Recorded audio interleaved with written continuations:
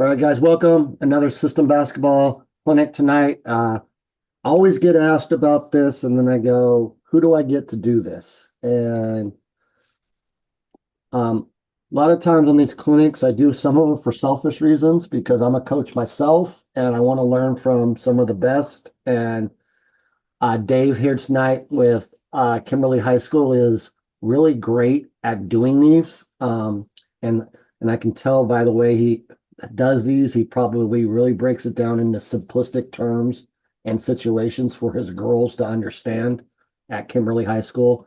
And tonight probably isn't just for high school coaches, it's for everybody, youth coaches, anybody to learn some concepts tonight and help you with zone because more and more, what do people do with all these driving kicks, conceptual offenses?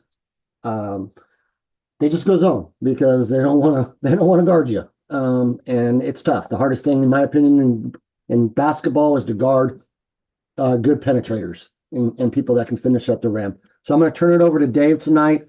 If you guys have questions, drop them in, and I'll ask him, or he'll see them, and we'll answer them at the appropriate time during tonight. Okay, so let's get started. Dave, whenever you're ready, bud.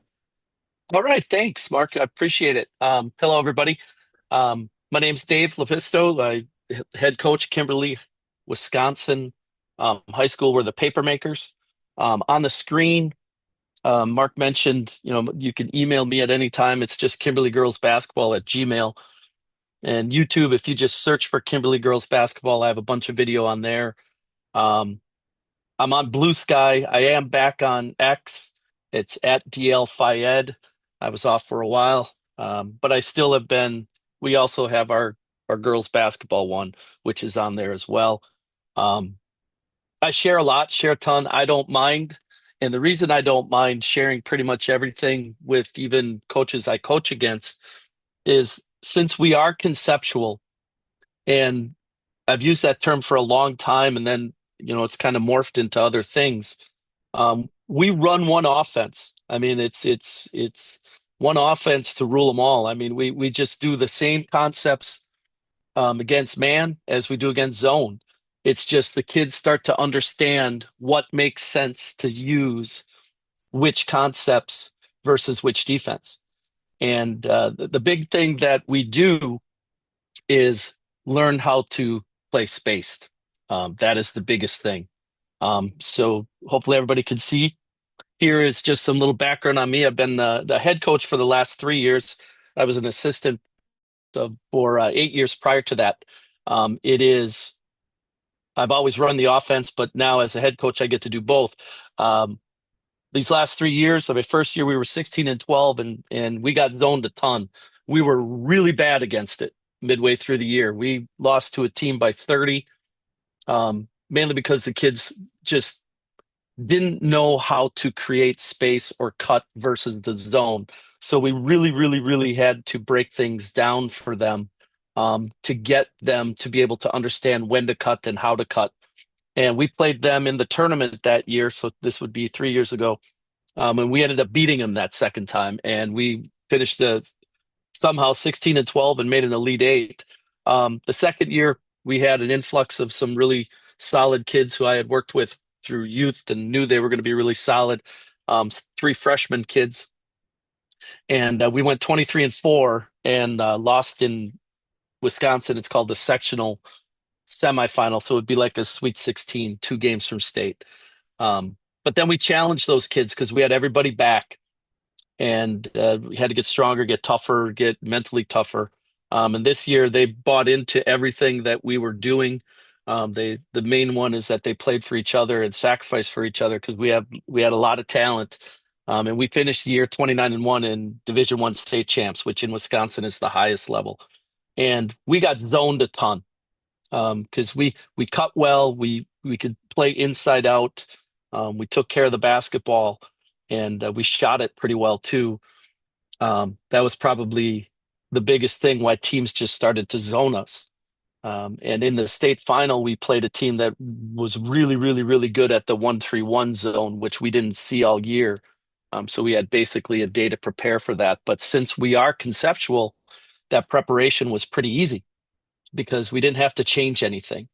And that's the biggest thing that I've found in my years of coaching. I've coached for 30 some years, but as a head for three, to keep it simple doesn't mean that it's easy. But when you have simple concepts, kids then, and you can play out of different formations and understanding spacing, it becomes easier for them to be successful to create an advantage. Our offensive stats on the screen, you were 1.09 points per possession. We shot the ball 51.4 effective, decent from the 3-point line. But my favorite stat all year was that 70% of our made field goals came from assists. The ball moved. We weren't, we're nominally, space, pace, against man. We do a lot of slice cut, all of that stuff. But we passed the ball well and we shared the ball well. And then really what turned things around from the previous year, we could really defend. I mean, we 0.65 points per possession that way. So all of that just means, you have a pretty good chance to be successful when you can defend and score. And we were lucky enough to be able to win a state tournament. Circle of offense is my skill circle that I use to describe what my job and our staff's job is to create. Our job is to create gravity basketball players. And I've kind of tweaked the description of what gravity is for us over the years, but it's a ball skilled shooter who manipulates space through starting, stopping, and pivoting, all while making decisions that make sense. And our goal is to always have 5 gravity players on the floor at all time. Now, realistically, does that happen? This past year, honestly, it did. The previous year, we could probably have 3 or 4 out there at a time. So that's our job, to get kids to be able to be gravity players. And no matter what you run offensively, if your kids aren't skilled, it really doesn't matter what you're going to run, because you cannot X and O yourself into a situation where you can be successful, because somebody's always going to be able to take away something. So we want to get kids to be so skilled that they have the ability to play in space. And then we, for lack of a better way of saying, get out of the way. We have a system, we have a structure, but we have freedom within that structure. It's structured improvisation where kids can play within that space and use the concepts that we practice a ton. And then the other thing is, just again, when you think of offense, I don't think of it as zone offense and man offense. I just think we're on offense as soon as we get the ball. Our transition doesn't change no matter what we're playing against. We're a 2-side fast break. So none of that stuff changes. I put this slide in here just so everybody knows that, none of this is new. It's just you take it, you copy it, you transform it, you combine it to create something for yourself so you can get your kids to be able to understand what you want them to do. And the only thing that we can do as coaches is to show them and teach them and try to get them to understand so they can transfer it to the game. And we use film a ton for our kids to be able to see things so they can transfer it. And then we practice it on the floor. So my goals versus zone, probably no different than anybody watching this or listening. We want to use our concepts to disorganize the defense. That's number one. We want to create, find, and use the advantage. The movements that we do, it's all about trying to get the defenders to guard air. The beautiful part about playing against a zone is that, if you're teaching a zone, their concepts, that where kids have to drop and where their coverages are. And we want to try to manipulate them to give us a numerical advantage. So sometimes it might be an overload. Sometimes it might be just getting a kid to have to be able to make a decision. Am I going to go out to the corner to guard this kid, or do I have to stay where I'm supposed to be? And we do that just through our cutting mainly. But the other goal, we want to be invisible. So I tell that to the kids all the time. Be invisible, play behind the zone. Look for blind cuts. They're hard to guard because they can't see you coming. Always we want to touch the paint. The verbiage I use is high prime and low prime. I coach girls. I don't want to, and we're nominally positionless. But we have kids so our post players are prime players, but anybody can go to prime. High prime and low prime are simply scoring spots for us in our score or in our spatial template. We want to move the ball. We don't want it to be sticky. And then against zones, sometimes, if they're packing it in and you're not shooting it well and you're not getting a big advantage off a cut, you have to just go get the ball offensive rebounding wise. And that we work on that. We're a tag up team, and tagging up against zone is a little bit tricky. So when we're in transition defense, it's a little trickier because nobody's has you as a distinct check, but we look to offensive rebound. And this year, that was pretty solid. We were long. We were able to get in there, create that little push inside, and be able to get some easy buckets or easy kick out threes off offensive rebounds. And that's our goals versus zone. I mean, there's not any, we don't really talk about, okay, we're playing against a 1-3-1, a 2-3, a 3-2. We show that, we practice against it, but the concepts remain constant, which again is simple, but it's not easy. So that's the one thing where that constant playing against 5-on-5 zones and being able to cut and show where to cut and how to cut is the key, or the biggest key for us. Here's our spacing template. And again, this is us on offense. Any of these spots can be filled in transition, in man, or versus zone. It does not matter. We're going to get those corners filled. We're going to have a 45 filled the wing. And then the other two are going to play in space. And then we just constantly, constantly, constantly fight our kids to get them to sprint corners. This year they did really well. And again, regardless if it's a 2-3, 3-2, 1-3-1, or man, this all stays the same. Again, my goal is to make it simple for the kids so they can just concentrate on playing within our concepts and within that space. They don't have to come down and think, okay, what am I in? It's a 1-3-1, any of that. It's just that we're in offense, and we might attack different defenses differently with different concepts, but that emerges for the kids as they practice against it and as they play against it. And that is really, really, really my goal, is to clean up their mind. Dave, So they can, yeah. on this, what you just said, Hmm. like if they're in a Yep. certain defense and you want to get to a certain, so say you want to get a top two wings and two corners, Yep. do you have a verbal cue or like to get the 5 out, 4 out, high prime, low prime? Yes. Oh, okay. Yep. Yep. All right. So right here would be our names of Gotcha. formations that we could, I put a name to everything. So if we wanted to be, and this is just some of them, it's just if we want to be in flat, we could say, hey, let's attack flat. If we wanted to be in X, we're slots and corners with high prime. If we wanted to be spread, we're just in classic spread where we can do anything out of there. To be honest, this year we were in spread probably about 80% of possessions. Um, and then tap formation is just for us a particular formation that we run 3 or 4 different beginning actions, and then the kids just play. And then open would be the classic 5 out. Yeah, so we put a name to everything, so it makes it easier to practice. Does that make sense? Yeah. Our transition, Didn't know yeah, you were going to get to it, so sorry. yep, nope, no problem. Transition, we're two side. So again, just we're filling corner, corner, and wing, and then we play out of it, and then we get into our stuff. We're as soon as we get the ball, again. So the whole key is just learning how to make, take, and hold space, and then when to make, take, and hold space. And our whole day in practice is all talking about spacing and being able to react to your teammates depending on where they go. And a lot of it is just repetition, but it's also seeing it on film. And then the beautiful part is sometimes when things get bunched up, it's not a bad thing. There might be a cluster of three on the left side, but that just makes more space for the other two. And not so much against zones, but it does help us in certain times having overloads and things like that. Um, Here's our concepts.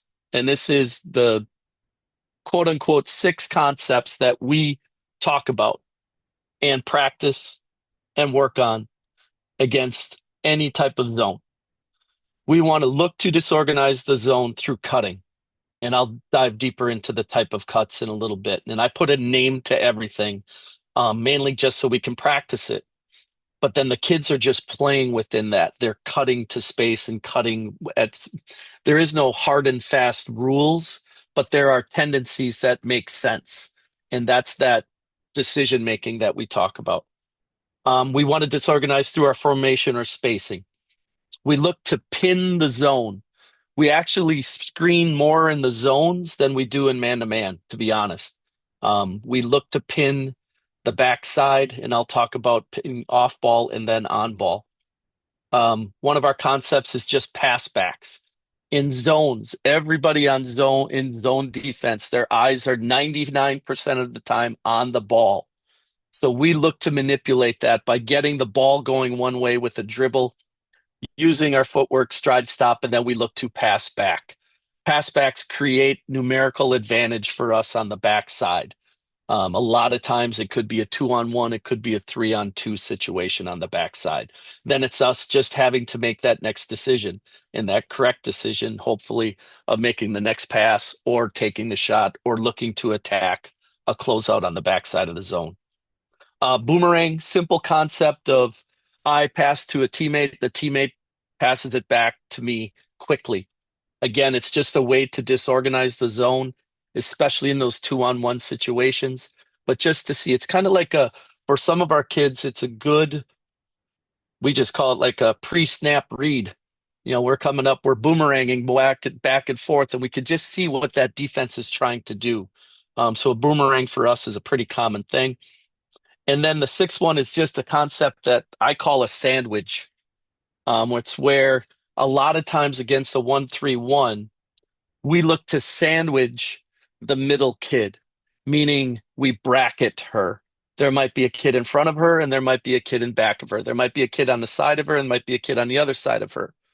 And we sandwich that kid to try to make her make a decision. And we can then cut the sandwich and be able to cut out of it to be able to get the ball to where we want to get the ball. That was the one thing that we did this year. Again, our last game of the year against a really, really, really good 1-3-1. He had about four little different versions of his 1-3-1 in the state final game. It took us a while for the kids to get that sandwich concept, but once we did, we high load them to death.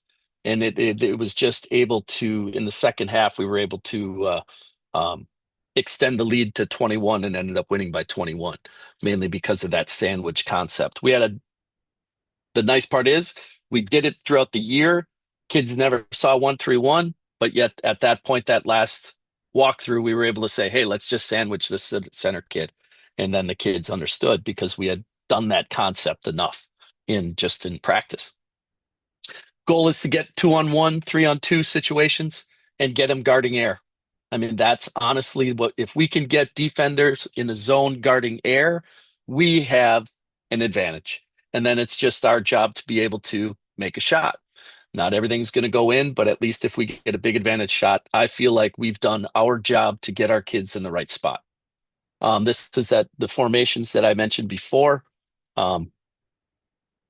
This is one thing that we really talk about, though, within all of our formations as possession goes and as possessions progress, we want to get into this high triangle formation. And it can be with anyone. When we get into this formation against any zone, good things happen for us because we're able to get the ball into high prime. For high prime is that spot anywhere around the free throw line to the top of the key. Slot, but it doesn't have to be perfect. It could be wing, top, and high prime. As long as we get into a triangle, good things happen. Because I'm going to show you a couple little different things that our kids we do with cutting to put defenders into decision making situations where the way we teach our kids and talk to them is that we want to put defenders in a situation where they can't be right, where they, even if they guard it the way that they're supposed to, like in Syracuse zone, the wing, if the ball's thrown to the high post, the two wings, their rule is to dive to the block. So we use that rule against them. So we dive somebody to the block, somebody's going there, but then we'll lift or fill a kid on the backside, and you're going to see that. And it's just cutting and trying to create situations where the offense has an advantage numerically, and the defense has to make a decision. And that's this high triangle formation. It's good stuff happens for us when we get into that high triangle. Again, anyone can perform or get into that or form that triangle. Um, Getting to it to that high prime spot, the most effective way, and I'll talk about what this cut means shortly, is an empty cut. Um, but blind cuts from the wing, any way to get there, sometimes will pin and slip to the high post as well, which is our high prime. One other thing that we talk about in regards to playing against zones that it may be different. I don't mind if we mirror what that defense is doing. When I played 30 years ago, 40 years ago, and whatever it was, if you were playing against a 2-3 zone, you went three high and then two people on the inside or to the corners. If you played against a 1-3-1, you were almost always 2-1-2. Now we get into those formations because it fits our template, but I don't mind. Like a lot of times against a 2-3, we want to be in the slots to make those kids have to decide to come out and guard. And then it just creates, like, we'll play a couple teams where, if you can think of the buzz where they're just trying to make you throw over the top of it, and they'll play equidistant middle between ball and their next check where they're supposed to be. If you play head up on them, they don't know what to do. So it's not an always thing, but it is, we'll just match. It's like, just, I don't care, just match up with what they're doing and then just play out of our goals and our cutting and all of that through that formation. But that is something that we did. Just try to make defense uncomfortable. And you can see in that picture, we're just matched up. It ends up being a 3-2 matchup zone and a 2-3 zone. But that is something that we do talk about, that it's okay. But our main thing is against the zone is cutting. These are the different types of cuts that we teach. But conceptually, what we want the kids to know, we want north, south cutting. North means it's going towards the basket. South means it's going to the top or away from the basket. And ideally, we want that in tandem. It could be from the corner. It could be from anywhere. And in the video clips you're going to see, kids are just cutting and they read off each other because we do it so much. But having that one going north, one going south, disorganizes zones. And when I say disorganized, it might literally just be a middle kid taking 2 steps with a cutter. And if they take 2 steps with a cutter now towards the basket, now somebody coming to the high post cutting south, they have an opportunity to get the ball there. And when we get the ball in high prime, it is hard to guard, no matter what zone you're in. If you get it into that high prime area, good things are going to happen. You're probably going to get a big advantage shot. So that's our cutting concept. A basket cut is simply a basket cut. It is literally, you're probably not going to score off a basket cut, but you are there to disorganize for a teammate. 45 dive, we talk about it in a man zone, you name it. It's just a hard dive cut from the wing. Empty cut. An empty cut is any cut from the baseline towards the top of the key. We empty against man a ton. We empty against zones a ton. Against man, it's a great opportunity for get action. And we killed people in get action this year. It's a great opportunity for possible high lows. And we killed people in high low this year. And it's not a call.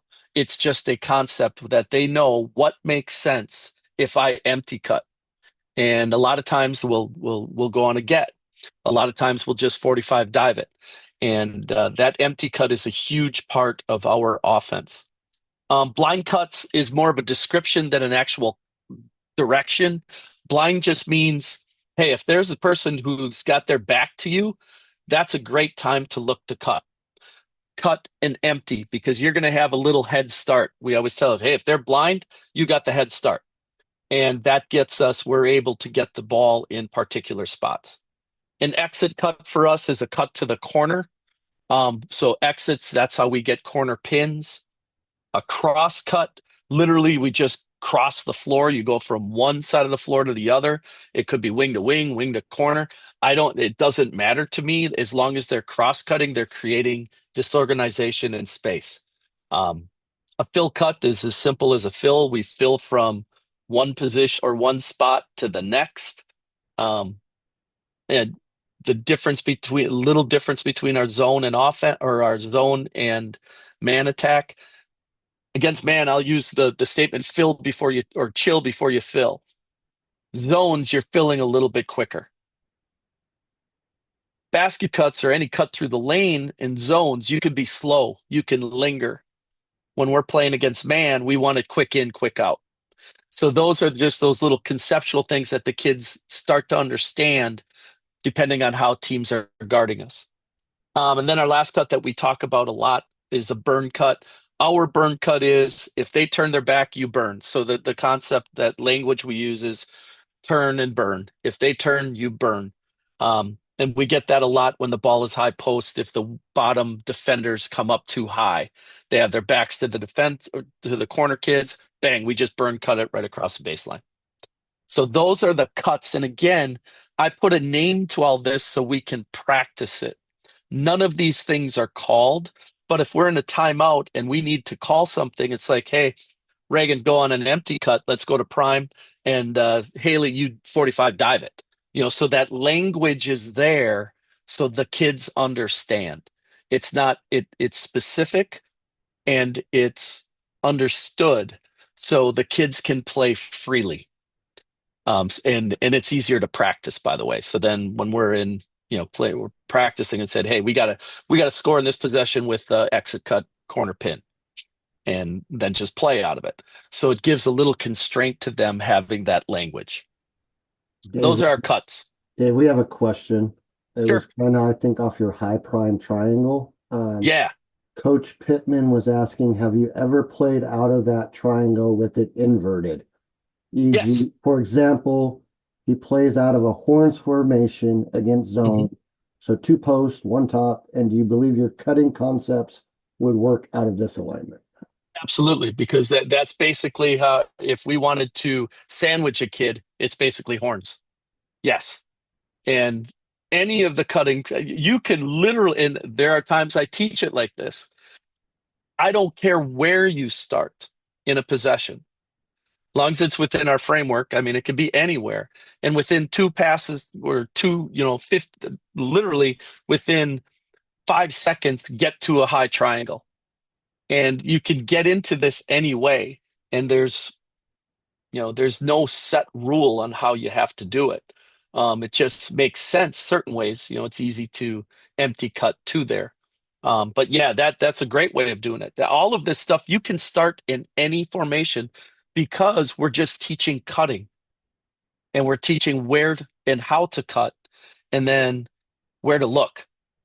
And it's not, again, it's pretty simple, but it's not easy because you got to get kids who are willing to cut and know when to take space and to make space. And most importantly, when to hold space. So you're not just running around, just five people moving at all times. And there's no set, it's not a pattern. That's sometimes, because I'm, that's the one thing I could easily make this into a pattern, but I think it would be way easier to guard because people do not know where these kids are cutting from or who's cutting from certain spots because it could be multiple people in that high prime area. Great question, though.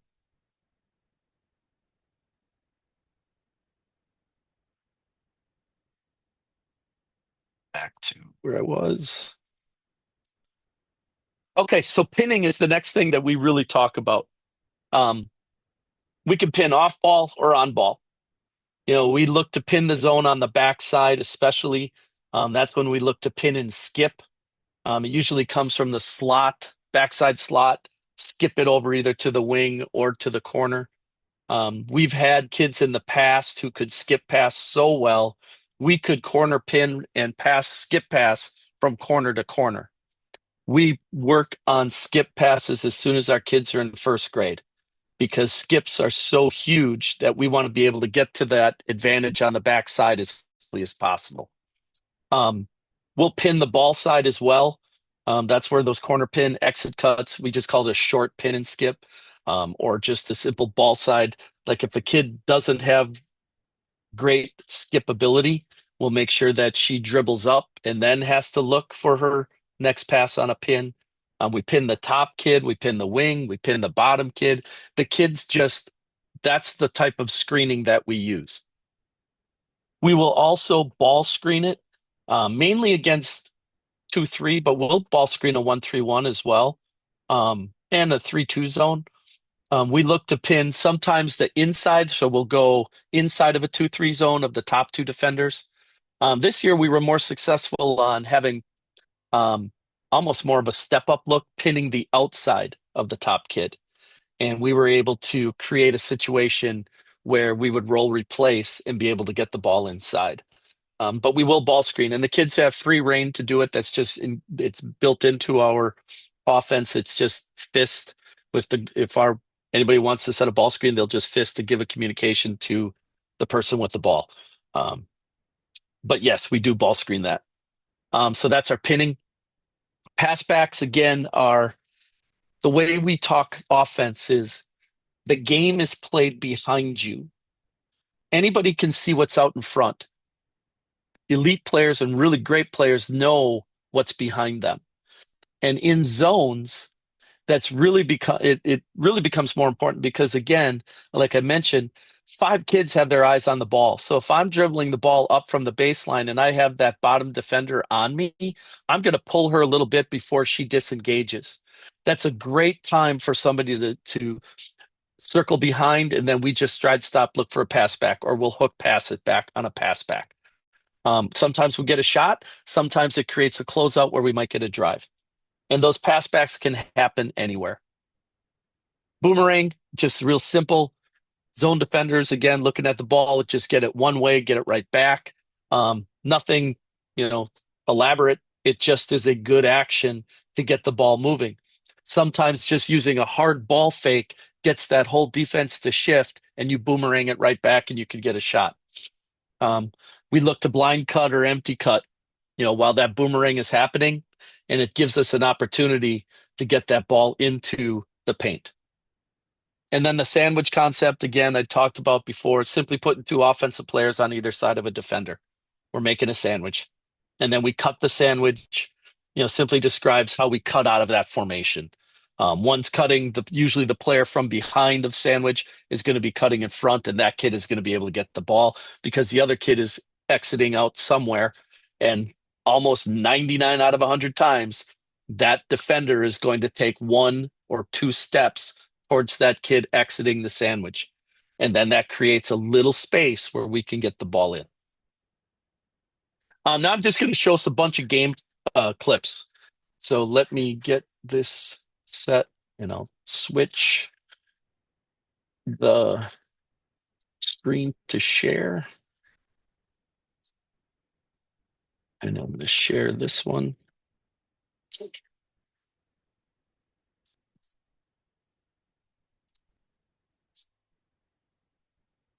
Okay, can we see that, Mark? North-south cutting direction? Not yet. Not yet. Oh, I suppose I could probably hit share. That would be helpful. As soon as I find it.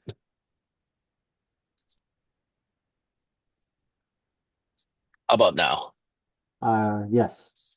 Perfect. Okay, north-south cutting direction. So this are going to just be a bunch of different zone possessions with all of those different concepts that I just talked about. These first couple are going to be really north-south cutting. As you see, again, it's not rocket science, but it is very difficult to guard. And as we go along here, I'll stop occasionally.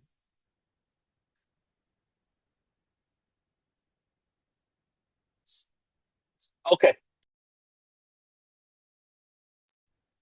About mirroring the zone and playing behind the zone. So here's a blind empty cut. So this girl is coming from baseline towards high post. We have north-south cutting. So after she passes, she could choose to cut. Again, there's no set rule. It's just constantly looking to cut to disorganize. And now we look, we have a north, we throw it to the hand, we're in the high prime area, and there's our south, and we're looking. And it creates a 2-on-1 situation that we can sometimes get easy looks at the rim. So here we are. Here's our high triangle. This is that high triangle that we want to get to, where we're looking to get the ball, if we can, into high prime. So here it's over towards the wing and somewhat to the top. I don't sweat those things. It does not have to be precise because it's all about just creating some freedom of movement where the kids know the concept of cutting and where to look once they catch the ball. That frees them up and allows them to play freely in knowing that it doesn't have to be perfect. It has to be spaced, and our kids know how to play in space because we talk about it so much. But this is the key, where we're just looking to create a high triangle. And now we look, this is where we talk. This bottom kid cannot be right. Her rule is to dive to the block if it's thrown into the high post. Middle kid has high post. We look to 45 dive this and we fill. She has to decide, does she go with the fill or does she go with the dive? If the middle kid decides to take the dive, well, we are skilled enough because, again, we need to create gravity players that our kid with the ball is going to be able to get a big advantage shot from the paint somehow, either a little pull up, either a hips across, either a stride stop, any way that we do with our finishes. And now they have to make a decision. 2-on-1 situation. Just created through cutting. Okay, here's another one. Okay, we empty cut. Here's our high triangle. We throw it to the high prime. We look for the dive. Now that kid again, bottom defender, we happen to have an overload here. Really can't be right. Because now on the dive, somebody has to take it. This girl over here on the backside wing, she's guarding air. There's nobody. This girl's ends up having to have 3 kids. So it just creates a situation. We make a good step, good finish.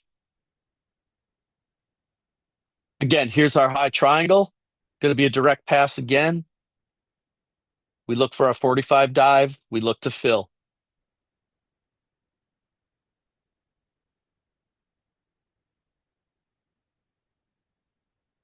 High triangle. Look inside. Now she can go to work.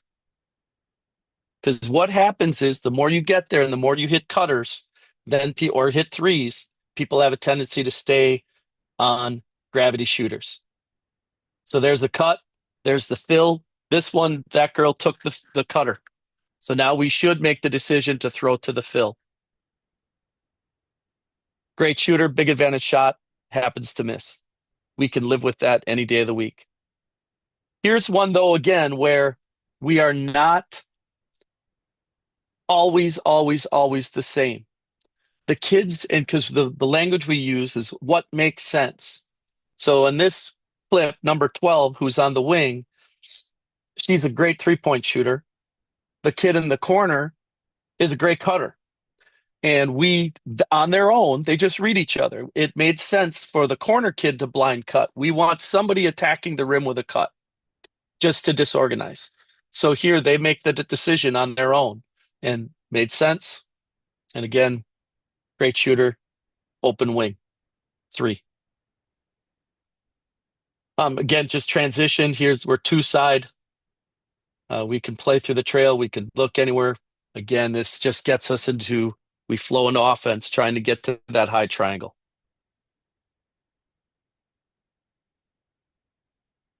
Here we go. She throws it, slot, dive, 45 dive. Again, good shooter on the wing, able to score.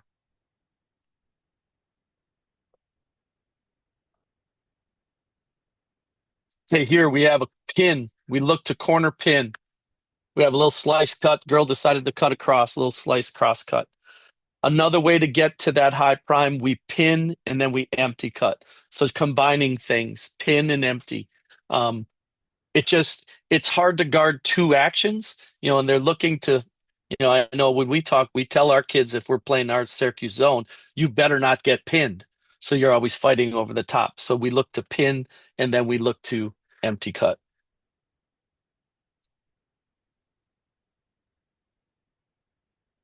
There's our high triangle.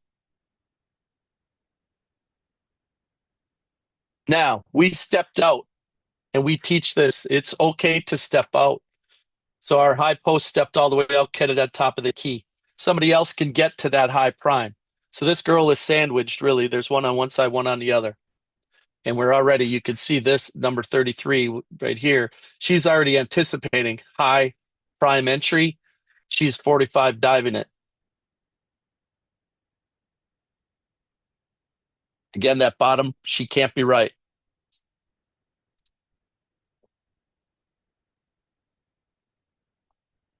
And transition, two side corners are relatively filled. And then we play through the trail. Here's a pass back, north south cut. So he's going to dribble up, passes back, and now they play. Here's again where we talk about decision making. Our little point guard was in the corner. She was flashing because she can. She can flash or empty cut to high prime. But she notices, okay, our other kid there makes more sense for the other girl to do it. So she just backs out. And that's the freedom that we want our kids to be able to play with so they make decisions. And sometimes you live with bad ones, but the more decisions they make, the better they get at it.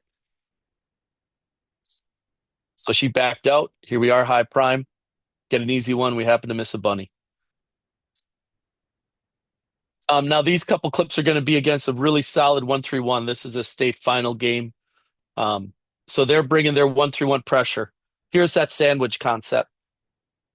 So this is where the college court really helped, um, having that extra 10 feet, 5 feet on a side.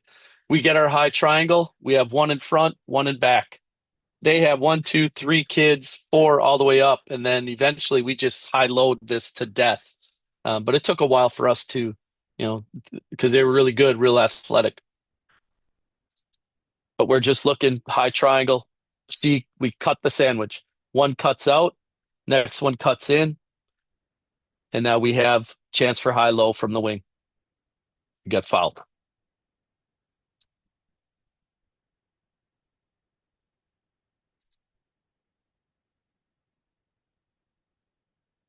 In transition, play through trail, nothing changes. We're looking now. Here we're sandwiching her on the side. We could get around her, but she just kind of teed up on her, which is fine. And then we just cut the sandwich. She can cut out of there at any time. We're looking to pin. It's nothing. We're just playing out of our concepts. It's not in a hurry. Now we pin and slip it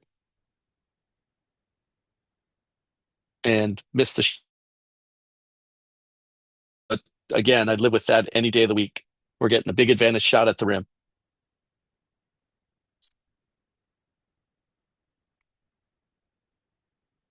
High triangle. We empty cut to it.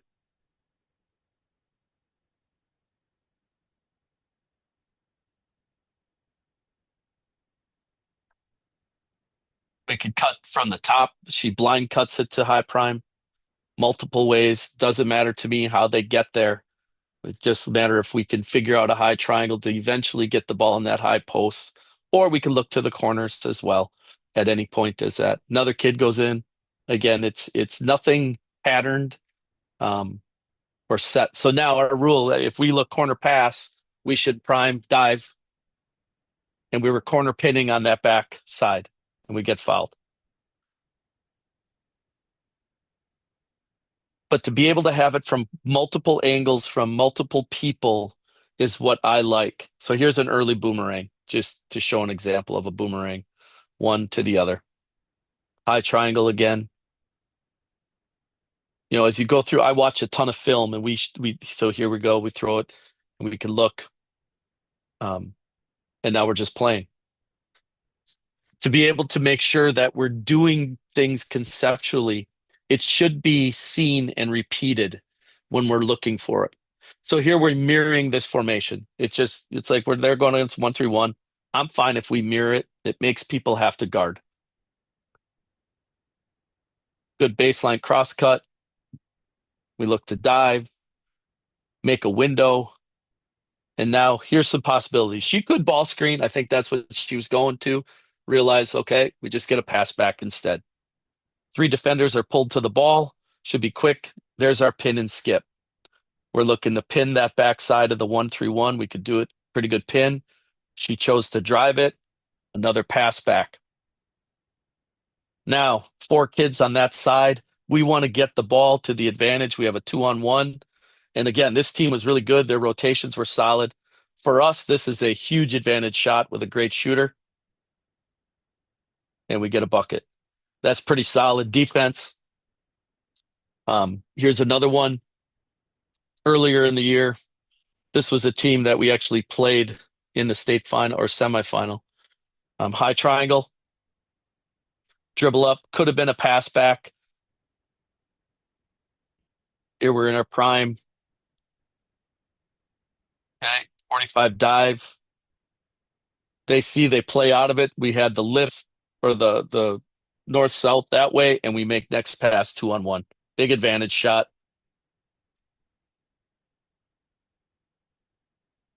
Always just trying to create advantage. Um, any questions on that, or think oh, this guy's nuts. He doesn't know what the heck he's talking about, which could be the case too.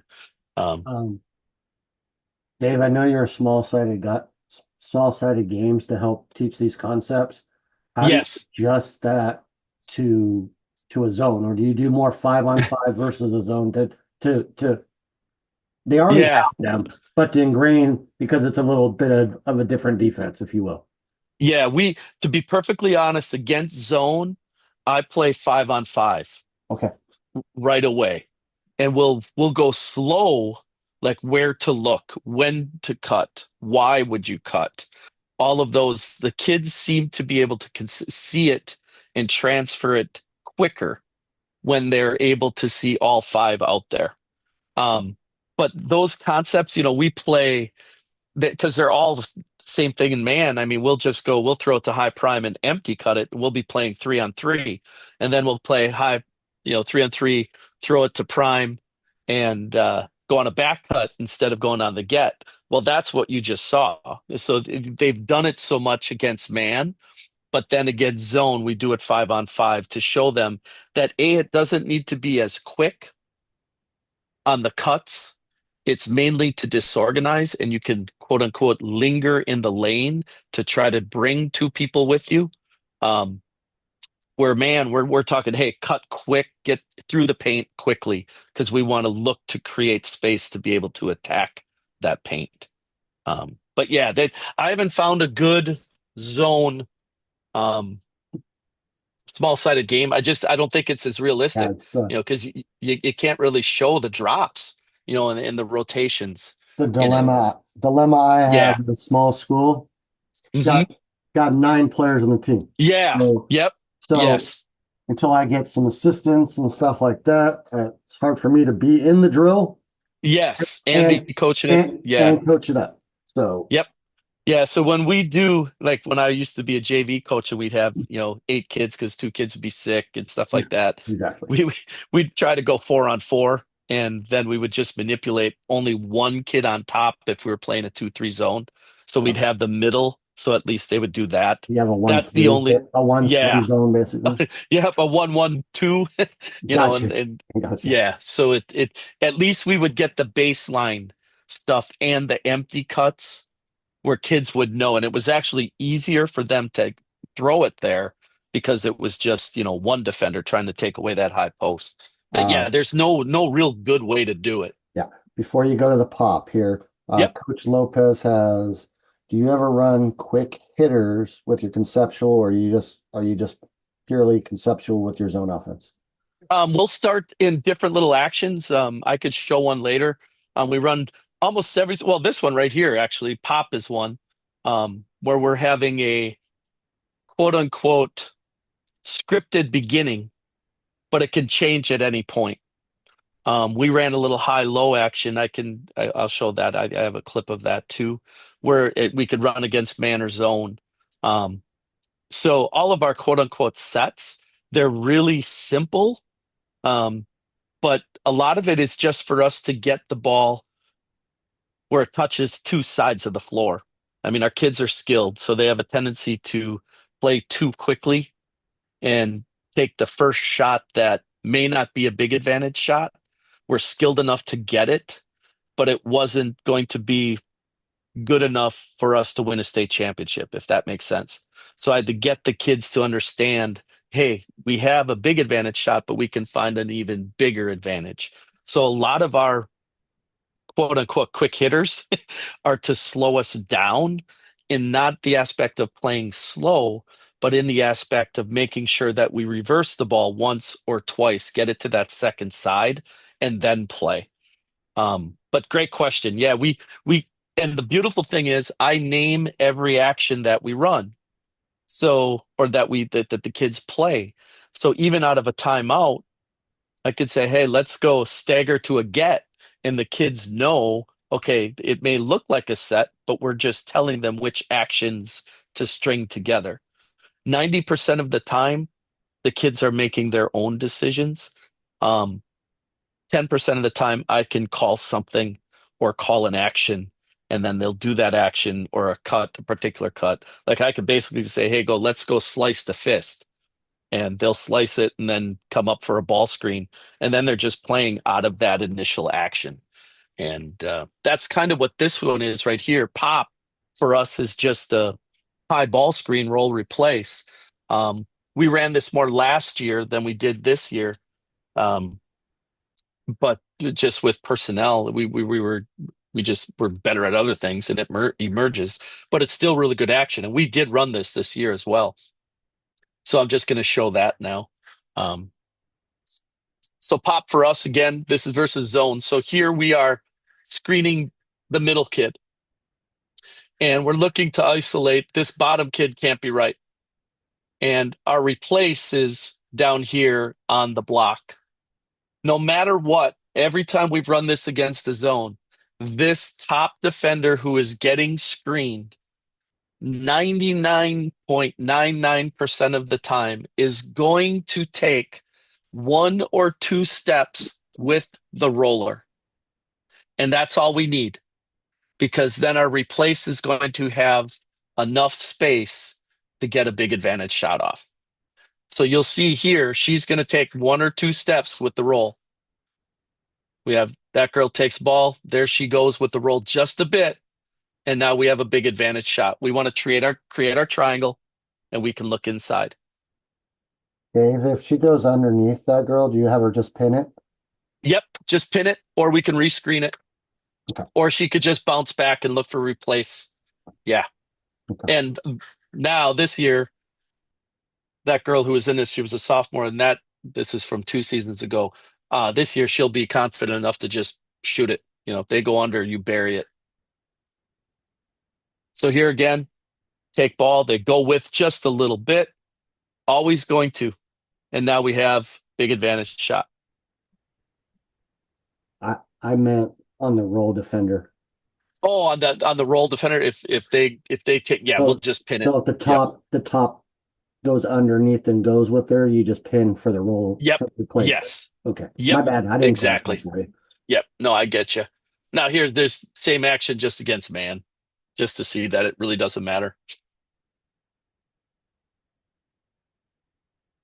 And really, we're looking to get the ball inside with this action.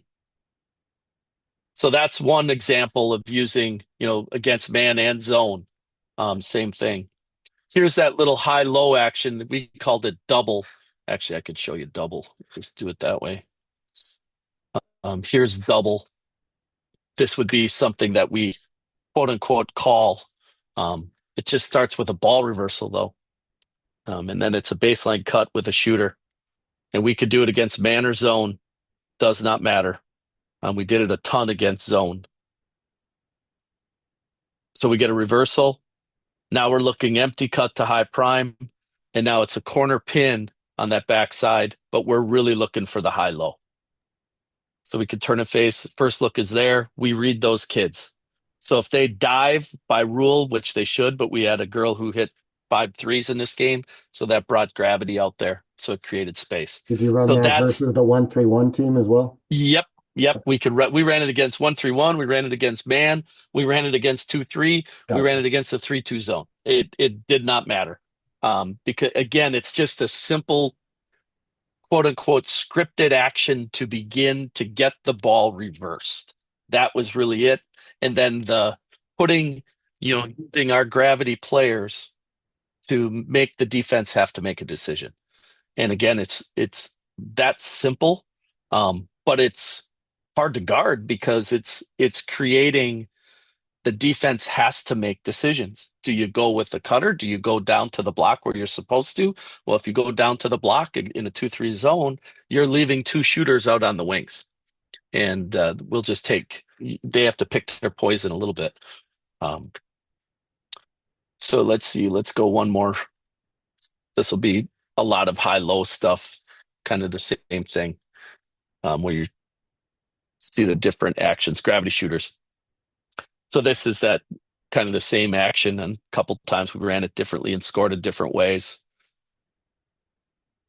First one is, I think, the clip that I showed previously. Yeah, but just playing out a high prime. Now she should be able to drive. She's got a decision, got space, How and then big we're in that backside. how big are those post high the girls in high prime and low prime? Yeah, the nice part is we were long. I had Okay. 5 6 footers, Okay. and so it was a beautiful They thing. look But big. here's a So they look yeah, big, they so I are. was asking. Yep, yeah. Normally, all the years we've been tiny. Now we've had a stretch where we're just really long and we're athletic. So here's where gravity comes into play and turn and burn. So this is they turn, you burn. This girl in this game, again, she had 5 threes. They were not leaving her. This girl had 2 threes. They're being told by rule, Syracuse 2-3 zone, this girl has high post. The other two have to match up to shooters.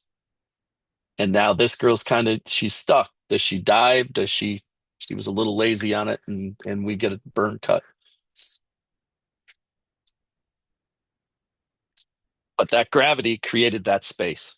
That's why at the beginning I said if you don't have gravity players and you don't have a system to create gravity players, does not matter what you run. You got to focus on that first. So that's that. That's how we attack zones. Again, it's nothing that is hugely, like, oh, it's different. It's just learning how to cut, which is the biggest thing for us to be able to do is learning how to cut and be able to create a disorganized defense We got to make big advantages. so we got some questions that rolled in. Okay. Our So one of the questions is about the cutting. So Mhm. he's asking which cut, empty cut, baseline cut, blind cut, would you consider as the most efficient through your successful season? Empty cuts. Because empty cuts for us get us the ball anywhere from the top of the key to the free throw line in that high prime. And against man, we could go zoom action, we could go gets, we could go dribble chase or chase, which is for us, I dribble and I pitch it and I go set a ball screen. Um, and it got us into because we were long and we could create mismatches. If we wanted to manipulate matchups against man, that empty cut was fantastic because you're getting the ball into, for us, a great spot. High post, free throw line, all the way out to the top of the key. Against zone, again, it's the same thing. If we can get the ball there, good things happen for us because it's hard to guard. Yeah, which is a great question because not all of us are blessed with five gravity players. Absolutely. Yep. We're lucky sometimes if we have two. Yes. Would you change anything if you don't have five gravity players on the floor at the same time? 2 years ago, so my first year, we did not have five gravity players on the floor. We had one girl who never shot, and we had another girl who just did not want to shoot. But they had to play. So no, we didn't change anything. We just made them cutters to understand that your cut creates an opportunity for a teammate. And we would make them into pinners. They would pin. So it makes it more difficult. That's the difference between a 16 and 12 and 29 and 1. But the concepts don't stay or the concepts stay the same, regardless, because it's just simple cutting and playing in space. Those things will never change. Now, how good you get to be is that true, do you have a couple go-to players that, you hope that you can find? And that's where having a couple actions where you can run people off screens, that baseline cut, putting a shooter there, that people would have to honor that. And then we could, then you could still play out of it even with a non-gravity player. I know it's a zone chat, but the get stuff, I've Yeah. started to become more of a proponent of them as well. Yeah. Because since switching to the girls' side, it seems like when you set a middle ball screen in girls' basketball, and if the girl is bigger or whatever, It's going to be an illegal it's gonna screen exactly 90% of the time. Yes. whether it's legal or not, Yes. they see the contact. So Correct. is that why you've kind of gone to it? And next question on it, is it easier for your kids to understand to chase it, follow it, and make those reads out of it more than teaching them ball screen reads? Yes, I believe it is. We went gets. Here's and as a girls coach now, you can appreciate this. We've had, when I was an assistant and added all of this stuff offensively, and even now as a head coach, like um, it would take the kids a full year before they would be secure where it would be organically run in a game. So that full year. And so we started gets, I did it back when Josh Schertz, he called it a Snell after Tony Snell. And it was like, oh, that's a good name for that because he played for the Bucks at the time. But then I thought, well, I'm passing it and go get it. So I just called it a get. And then I was lucky because other people called it a get and it was perfect. But honestly, our gets are most effective when we keep. Fake, So, a fake yep, get. yep. So the keep is what we are looking for because we can keep to go score, or we Mhm. can keep and isolate that the player in the corner, or we can already go into zoom action or two-player game. That's where where this group was able to, because it's been a year, they were able to take the secondary action after the get and turn it into really, really, really, really hard to guard. I could probably find video of that. I'm sure I got it All somewhere. right. Because I already wrote down some notes of things that you've said, and I'll probably maybe ask you to come back for more stuff Well, because, like I absolutely. said, you do such a great job. Like Thank you. incorporating gets to your conceptual option would be one, and then the one I've been trying to find a high school coach on this, and when you mentioned it, I was like, oh, tagging up because I've had Yeah, people ask about that because the yeah, people that are out there that have spoke on it are like D1 college coaches and yes. they're not really seeing it at the high school level. So, So yeah, this was year three on gets, or I'm sorry, on tagging up. oh wow, I didn't know you were And running it that long. Okay. it was Because our, obviously our you don't put the video out on that one. So that's no, why I well, probably because don't know that you're it's running it. it's because I mean, it just, I look at it and I look at it, it's like, okay, so we tweaked it a little bit where it was like, make sure you always go high side, but we still did, okay, if you were a shooter, you were automatically back. Okay. So that was, they didn't follow right in. They just went back no matter what. So it's like a But four then person tagging up. yeah, Okay. four pretty much. Okay. Four, three and a half, four. But what really helped us was the kids I would say they're about 85% proficient at it from our corners that we're diving high side. and that's been pretty good. Um, I've been looking at video and adding stuff, but then I start seeing things and then I start going in other directions. so coach is asking, can you bring up the slide that has the different player positioning? Is that Oh, like like is our that our coach? Are you asking for like high prime, low prime, wing, slot one? Is that or the formations? That's probably what. okay, I'll get it here. I just got to And share. then for people that are asking, typically Dave sends me the slides and like the video, and then Yeah, whoever was signed up for this, I usually email it out to you guys because, or you can send him an email directly, but it makes his life easier when I just send it for all the people that registered. So he'll do it, trust me. But I will absolutely. Okay, here are the our uh, our spacing template, if that's the one. So we have corners. Our slide adjustment is when we drive slot, we're not true dribble drive, so we don't lift. I have them stay in the corner until we get to prime, where then we get into dribble post up, and that's when we slide up out of the corner. So that's what that is. Our wing, I should probably update this. It probably goes a little bit deeper because when we play against 1-3-1s, we actually try to get to that wing a little deeper towards the corner. But that's our wing. Our slots are just in between that wing and top. High prime is high prime. It's just high post. And then prime, I don't have the low on there. It's low prime. Can stretch all the way out to short corner. I should probably angle that circle or that oval because that would be short corner. And then everything, should funnel into the paint is where we want to get to. Um, that's if we touch the paint, which is one of our tenets of offense.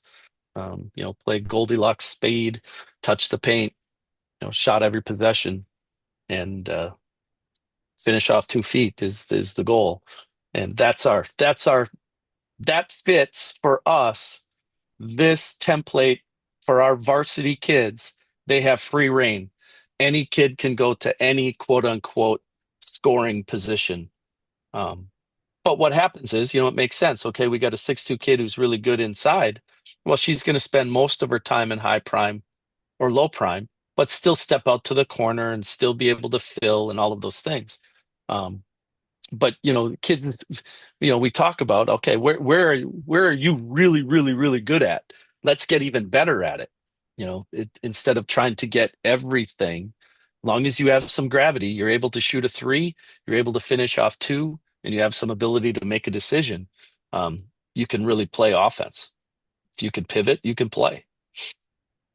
Dave, does your tagging up rules on your O boards change in zone Uh, versus zone? when Yeah, it's harder.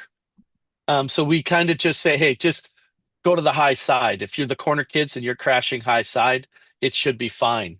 And then our rule in defensive transition, there are no matchups in defensive transition. No matchups at all. You take whoever you tagged up on. And so my first year when the kids would do it, it would drive me nuts. One kid would be running to their matchup and they would just leave the goalie spot and then a kid would throw it over the top and get a layup. And we became really, really, really good defensively because of that. Kids starting to, I'd say they're about 85% secure in tagging up and not allowing just bust outs. The hardest part in teaching tagging up is that kid who has a nose for the ball to get her to not go past that person you're tagging up on. And I say, if you do go, you better get the ball. Because if you don't, then we're giving up a layup on the other end, and then you're probably coming out. So it's like they have to know that, okay, because I don't want them not going after the ball, but it's that fine line of, okay, what does this make sense? Do you have any chance at all to go get it? Out of curiosity, how many of your girls in your program are typically multiple sport athletes? Out of our 15 this year, we had 13 multi-sport. Oh wow, that's Yeah. surprising to be honest. And we have I mean, I stress it, I want it. Okay, that's We cool. have two Division I soccer players who, one of them is playing in the stuff during the basketball season where she had 3 weekends where we sat down and figured out which weekend she was going to be gone. Because I told her, I said, I want to make it work. She loves basketball. Basketball's not her first. She's the best one of the, well, she is. She's the best defender in the state, basketball wise, and so it's like, and she loves basketball. It's like, you shouldn't have to make a choice here, Yeah, you they're know. both winter sports, right? Well, the soccer for us is in the spring. Okay. However, since she's high level, she plays these Club. showcase places, clubs. Yeah, and she's actually playing Okay. club and not Yeah, out not here, school this year. out here, it's the same season. Yeah. Yeah, so all of our kids, high level volleyball, high level basketball, high level soccer, What and what track com kids. what competing sport do you have in Wisconsin for girls basketball? Like within Um, the season for girls? What other Wrestling, do they have? girls wrestling, however, it's club volleyball. Club volleyball Yeah, is exactly. the thing that kills. We try to get our kids to play school volleyball, play for the school. Yeah. If you're basketball first, you can still play volleyball, but club here, you get the club ones unless they're Mhm. playing at a local one. They don't even want them playing basketball. So we lost a number of kids a while ago. These kids are like, I'd say out of that 15, uh, 9 of our kids are basketball first, That's the which one is kid I huge. didn't get to play. I had 35 girls, like I told you, and Yeah. she was a freshman. She's about 6 feet tall on the volleyball team at the school, Yep. and she wanted to, but then she got her club volleyball um, Yeah. schedule and had to make the Yeah. time. I'm like, don't have to make every practice. It's like, Correct. Yeah. Let's figure this out. And that's it, and because, to me, I'm talking to kids that we want multi-sport athletes. Well, they're pulled in so many different directions. So you have to be able to, like old school me, 25, 30 years ago has correct. been different. Now, no, I mean, we'll make this work. We'll figure it out. Yeah. And it's got to be a case by case situation. These are kids who I know they're going and working their tail off in multiples. It's not like they're sitting around doing nothing. I need them to sit around and do nothing is what I try to ask them to do. But We yeah. choose our battles wiser as we get older. So Hmm. Absolutely. older and softer. But thanks again. Absolutely. Like always, very detailed, very prepared. And I know you do a lot of this stuff you share through your socials usually already anyways. So Yeah. it, Yep. it isn't always it's not that hard for you to throw it together. So I can usually put it together pretty quick. Well, plus this is what we use for, and you do a lot of teaching with it. So yeah, yeah. Like that was the cool part about this year. I practice, I teach in Green Bay, which is about a half an hour from my home here in mhm. Kimberly. So we always practice late. So at 5 o'clock, we'd either lift or we'd watch film. We'd watch film. We don't watch long, but we'll watch 15 minutes. And most of the time we are focusing completely on us. So that's how, and these kids were able to watch film before practice and then transfer it to practice better than any other group that I've had. And so we were able to progress longer. Usually it would take groups a little bit longer. They would eventually get it. This group, you could show them once, twice, 3 times And, for sure, and they had it. and I think that's the first time I've ever heard the north-south cutting the way you taught it, and it makes a lot of sense. So Yeah, that's what I'm an elementary phy ed teacher. So I remember there you teaching go. our little kids when my daughter was little. That's what we get. Hey, one's going north, one goes south. You want to give each other a high five? Give each other a high five. Dave, real quick, uh, email address so I can just put it in. Sure, I will put it here right now. I was going to type it Kimberly in for you guys. Girls Basketball at gmail.com. Let me get my glasses on to make sure I got it correct. It is. Yeah, and anybody reach out, I'll get to you at some point. I mean, it's Great, always love talking hoops.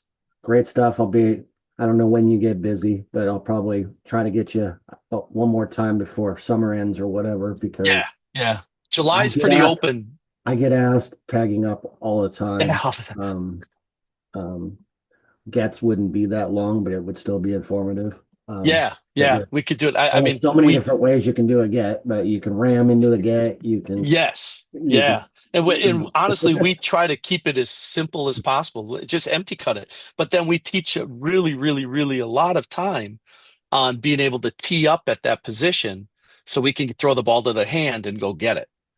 That's the biggest thing our kids like. I've almost yeah, your kids outlawed. do a great job of creating the space and the target Yeah. getting And open. part of that was I got rid of the bounce pass. Don't bounce it. Just flip it up into the air. Possession is more important than position. Once we Well, catch it, good things happen. you have a nice luxury to be able to throw it to 6 foot girls. So Well, that's true. But you know who our best, the funny part is, I'll have to show you best some girl's probably clips. like a 5'4" girl probably doing it. Yeah, 5'2", Yeah, playing there in you prime, go. 5'2" with a little step back. Yeah, Just absolutely. or fake it and then she just Yeah, yep. And that's why we'll catch it and throw and we turn and then we will dribble out. Like the next thing, Mark, that we'll do, like I said, how it takes 12 months for it to go. uh-huh. Next year, I'm pretty sure that we're going to be able to be much better in grenade action, I was going where to we're, ask that question. If you're doing the uphill, for people that don't know yes, what grenade, it's uphill dribble handoffs. yes, yep. And So we just call it prime dribble chase. So we're coming out of prime did you, dribble chase it. did you sound a lot like me, where you're kind of, it's almost like if someone had a wristband like a football coach, where Yeah, you just say absolutely. your concepts, and it may Yep. be, And they could, it may be, it may be double stagger, Iverson, get, yeah, keep. yeah.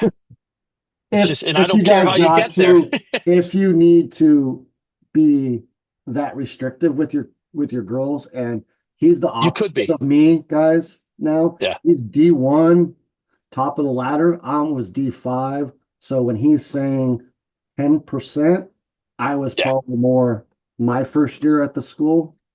I was probably more dictating the action 70, 80%. And as the end of the year, it started getting less and less and less because they started feeling more comfortable. Yes. Like my first year was and these are the kids again, I was running the offense all the way, Yeah, you were the but my offensive guy. first year, we had a whole different varsity group. So I had to scale it way back and we're just starting spread. We did shake, we did pop, and we ran one little action that we call lift that we always run to this day. And that just helped us with our spacing. Then the kids were able to play. But yeah, the first half of that year, we were 8-8. I was thinking I would get my rear end fired first year. We hadn't had losses like that, but it was, yeah. But by It the end was of the year, they awesome. were starting to get it. I appreciate you coming on as always. We will be in touch Absolutely. for some follow. Sounds great. We might make it a De La Pisto library here pretty soon. I'm just kidding. But it's always good stuff. Appreciate what you do. Thanks for coming on. Thanks for the coaches. I'm gonna hit stop here and I'm gonna give Okay. you a little bit more information. You can head out Okay. when you want to, coach. But thank you for doing that. Absolutely. Where's this? Zoom changes things on me, like I you. know it's